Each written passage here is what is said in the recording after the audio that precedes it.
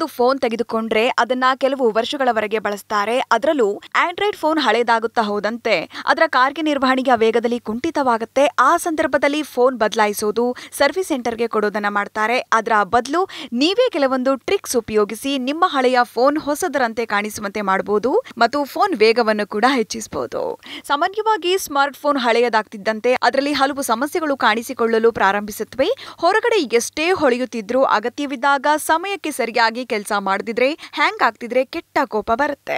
ಆದ್ರಿಂದ ನೀವು ಫೋನಿನ ಬಗ್ಗೆ ಜಾಗರೂಕರಾಗಿರಬೇಕು. ಮುಖ್ಯವಾಗಿ ಫೋನ್ ಹಳೆಯದಾದಂತೆ ಅದಕ್ಕೆ ವಿಶೇಷ ಕಾಳಜಿ ಬೇಕಾಗುತ್ತೆ. ಇಲ್ಲಿ ನಾವು ತಿಳಿಸುವ ಕೆಲ ಅಂಶಗಳ ಮೇಲೆ ನಿಗಾ ಇಟ್ರೆ ನಿಮ್ಮ ಹಳೆಯ ಫೋನ್ ಹೊಸ ರೀತಿಯಲ್ಲಿ ಕೆಲಸ ಮಾಡಲು ಶುರು ಮಾಡುತ್ತೆ.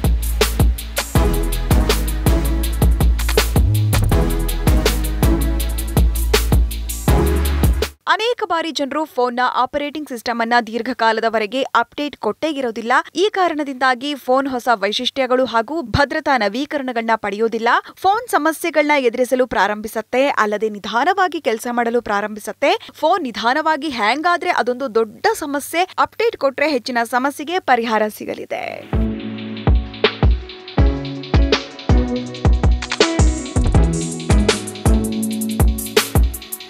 ಆಂಡ್ರಾಯ್ಡ್ ಫೋನ್ಗಳ ಬಗ್ಗೆ ಒಂದು ಒಳ್ಳೆಯ ವಿಷಯ ಅಂದ್ರೆ ನೀವು ಅವುಗಳಲ್ಲಿ ಸಾಕಷ್ಟು ಕಸ್ಟಮೈಸೇಷನ್ ಮಾಡಬಹುದು. ಗೂಗಲ್ ಪ್ಲೇ ಸ್ಟೋರ್ ನಿಂದ ಹೊಸ ಲಾಂಚರ್ ಅಪ್ಲಿಕೇಶನ್ ಅನ್ನ ಡೌನ್ಲೋಡ್ ಮಾಡಬಹುದು. ಕೆಲವು ಉತ್ತಮ ಲಾಂಚರ್ಗಳಾದ ನೋವಾ ಲಾಂಚರ್, ಆಕ್ಷನ್ ಲಾಂಚರ್ ಮತ್ತು ಮೈಕ್ರೋಸಾಫ್ಟ್ ಲಾಂಚರ್ ಇದನ್ನ ಇನ್ಸ್ಟಾಲ್ ಮಾಡಿ ಇದು ಫೋನ್ ಅನ್ನ ಹೊಸ ರೀತಿಯಲ್ಲಿ ಕೆಲಸ ಮಾಡುತ್ತೆ. ಅದರ ಜೊತೆಗೆ ಫೋನ್ ಅನ್ನ ದೀರ್ಘಕಾಲ ಬಳಸಿದ ನಂತರ ಸಾಕಷ್ಟು ಡೇಟಾ ಸಂಗ್ರಹವಾಗಿರುತ್ತೆ. ಅದರಲ್ಲಿ ಫೋನ್ ನಿಂದ ಅನಗತ್ಯ ಮೀಡಿಯಾ ಫೈಲ್ಗಳನ್ನ ಡಿಲೀಟ್ ಮಾಡಿ, ಬೇಡದ ಅಪ್ಲಿಕೇಶನ್ಗಳನ್ನ ಅನ್ಇನ್ಸ್ಟಾಲ್ ಮಾಡಿ, ಹಾಗೆ ಸೇವ್ ಮಾಡಿಟ್ಟ ಡೇಟಾವನ್ನ ಅಳಿಸಿ. ಹೀಗೆ ಮಾಡೋದ್ರಿಂದ ನಿಮ್ಮ ಫೋನ್ ವೇಗವಾಗಿ ಕೆಲಸ ಮಾಡಲು ಪ್ರಾರಂಭಿಸುತ್ತೆ.